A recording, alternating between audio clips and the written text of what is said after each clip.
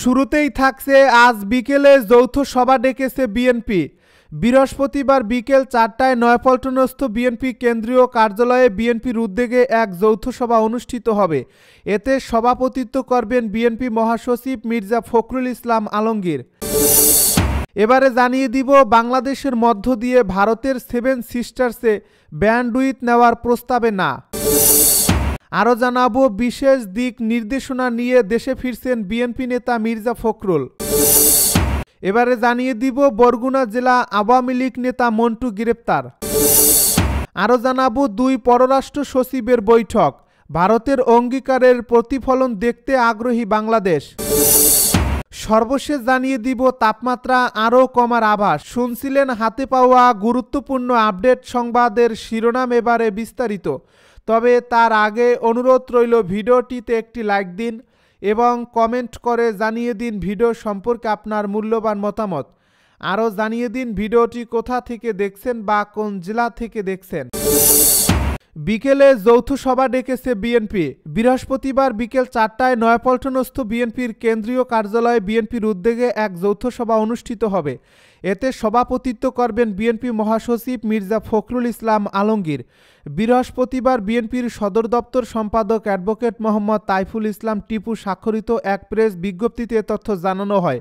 এ বিজ্ঞপ্তিতে বলা হয়, যৌথ সভায় বিএনপির সিনিয়র যুগ্ম মহাসচিব অ্যাডভোকেট রুহুল কবির রিজভী, যুগ্ম মহাসচিব ঢাকা মহানগর উত্তর বিএনপির আহ্বায়ক ও সদস্য সচিব, ঢাকা মহানগর দক্ষিণ বিএনপির আহ্বায়ক ও সদস্য সচিব, অঙ্গ ও সহযোগী সংগঠনের সভাপতি, আহ্বায়ক, সাধারণ সম্পাদক, সদস্য সচিবরা উপস্থিত থাকবেন।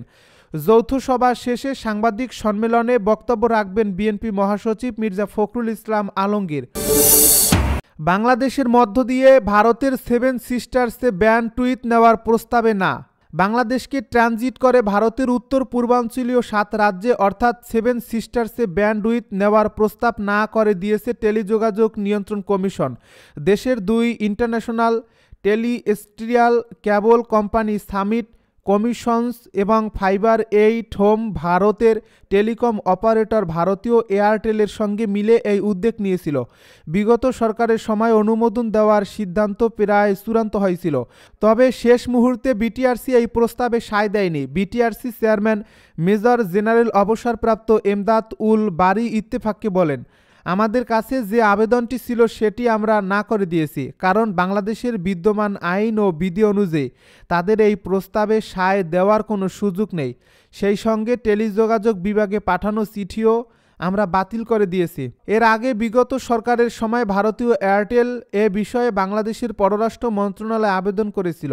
পররাষ্ট্র মন্ত্রণালয় এটি টেলিযোগাযোগ বিভাগকে পদক্ষেপ নিতে পাঠায়। টেলিযোগাযোগ বিভাগ থেকে বিটিআরসিকে পাঠানো হয়েছিল। এবার বিটিআরসি এই সিদ্ধান্তে সরাসরি না করে দিয়েছে। একই সঙ্গে ট্রানজিটের অনুমতি দেওয়ার জন্য টেলিযোগাযোগ বিভাগে পাঠানো চিঠিও বাতিল করেছে বিটিআরসি।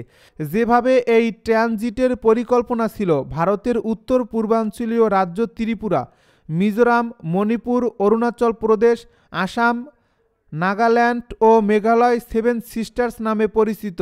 এই 7 সিস্টার্সে দ্রুত গতির ইন্টারনেট দিতে ভারতীয় এয়ারটেলের সঙ্গে ইন্টারন্যাশনাল প্রাইভেট লিস্ট সার্কিট সেবা চালুর উদ্যোগ নেয়, যার ট্রানজিট রুট হিসেবে বাংলাদেশের ভূমি ব্যবহার হবে।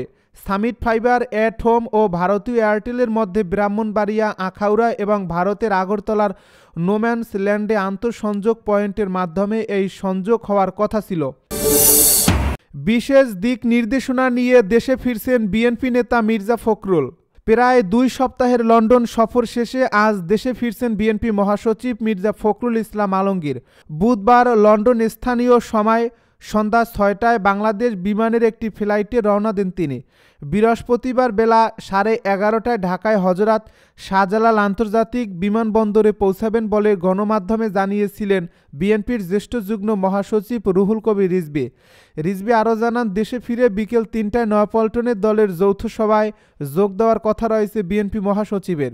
গত 30 নভেম্বর নিজ স্ত্রীর চিকিৎসা সহ দলের ভারপ্রাপ্ত চেয়ারম্যান তারেক রহমানের সঙ্গে দেখা করতে লন্ডনে যান বিএনপি নেতা মির্জা ফখরুল।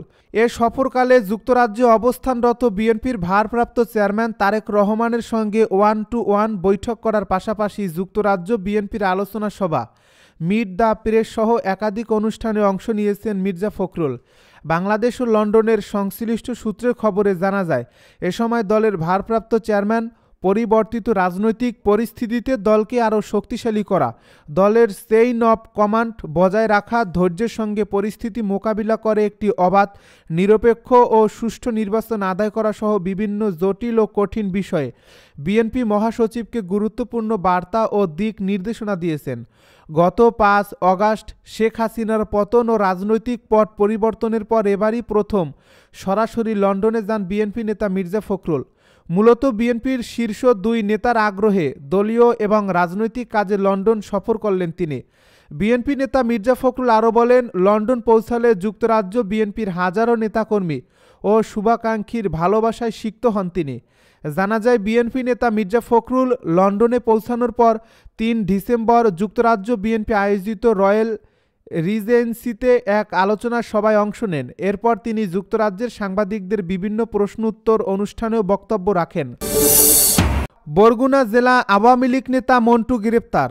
বরগুনা জেলা আওয়ামী লীগের যুগ্ম সাধারণ সম্পাদক ও সদর উপজেলা পরিষদের সাবেক চেয়ারম্যান আব্বাস হোসেন মন্টু মোল্লাকে বুধবার রাতে বরগুনা থানা পুলিশ গ্রেপ্তার করেছে।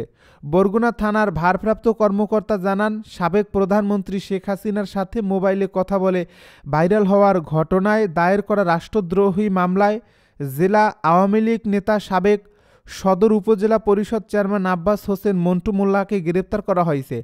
ইতিপূর্বে এই মামলায় জেলা আওয়ামী লীগের সাধারণ সম্পাদক ও জেলা পরিষদ চেয়ারম্যানের জাহাঙ্গীর কবির এবং জেলা আওয়ামী লীগের সাংগঠনিক সম্পাদক ইউপি চেয়ারম্যান মনিরুজ্জামান নাসাকে একই অভিযোগে গ্রেপ্তার করা হয়। ভারতের অঙ্গীকারের প্রতিফলন দেখতে আগ্রহী বাংলাদেশ। বাংলাদেশে ৫ অগাস্টের পর ভারতের সঙ্গে টানাপোড়েন আর উত্তেজনার প্রেক্ষাপটে সোমবার ঢাকায় বৈঠকে বসেছিলেন ২ দেশের পররাষ্ট্র সচিবেরা। সম্পর্কের ইতিহাসে বিরল এই টানাপোড়েন আর আস্থার সংকট কাটাতে পররাষ্ট্র সচিব মোহাম্মদ জসিমউদ্দিন ও ভারতের পররাষ্ট্র সচিব বিক্রম মিশ্রি সেদিন ৩ ঘণ্টার বেশি খোলামেলাভাবে একে অন্যের কথা শুনছেন। নিজেদের উদ্বেগের বিষয়গুলো শুনে দুজনে নিজেদের যুক্তিও দিয়েছেন। শেষ পর্যন্ত পরিবর্তিত প্রেক্ষাপটে ২ প্রতিবেশী দেশের সম্পর্ক এগিয়ে নিতে তাদের মধ্যে ঐক্যমত হয়েছে। ২ দেশের সম্পর্কের ভবিষ্যতের স্বার্থে ডক্টর ইউনূসের নেতৃত্বাধীন বাংলাদেশের অন্তর্বর্তী সরকারের সঙ্গে কাজ করার প্রত্যয় ব্যক্ত করছে ভারত। টানাপোড়েনের মধ্যেও বিক্রম মিশ্রির এই সফরকে সম্পর্কের বাধা দূর করার প্রতীক হিসাবে দেখছে বাংলাদেশ। সম্পর্ককে ইতিবাচক ও গঠনমূলকভাবে এগিয়ে নিতে তিনি যে অঙ্গীকার করেছেন তার প্রতিফলন দেখার অপেক্ষায় বাংলাদেশ। ২ দেশের সম্পর্কের সাম্প্রতিক প্রেক্ষাপটের কারণে এবারের পররাষ্ট্র সচিবের বৈঠকের প্রক্রিয়া এবং বিষয়বস্তুতে ছিল ভিন্নতা। সাধারণত ২ দেশের পররাষ্ট্র সচিবেরা প্রতিনিধিদের নিয়ে আলোচনার টেবিলেই সব বিষয়ে কথা বলে থাকেন। এবার চিরাচরিত সেই আলোচনার পরিবর্তে তাদের দুজনের মধ্যেই বেশি কথাবার্তা হয়েছে। এর পাশাপাশি ইস্যুভিত্তিক আলোচনার পরিবর্তে সম্পর্কে রাজনৈতিক মাত্রার বিষয়গুলো প্রাধান্য পেয়েছে। রাজনৈতিক মাত্রার এ বিষয়টি দুজনে এক দফায় আলোচনা করে প্রতিনিধি পর্যায়ের বৈঠকেও তুলেছেন। তাপমাত্রা আরও কমার আভাস।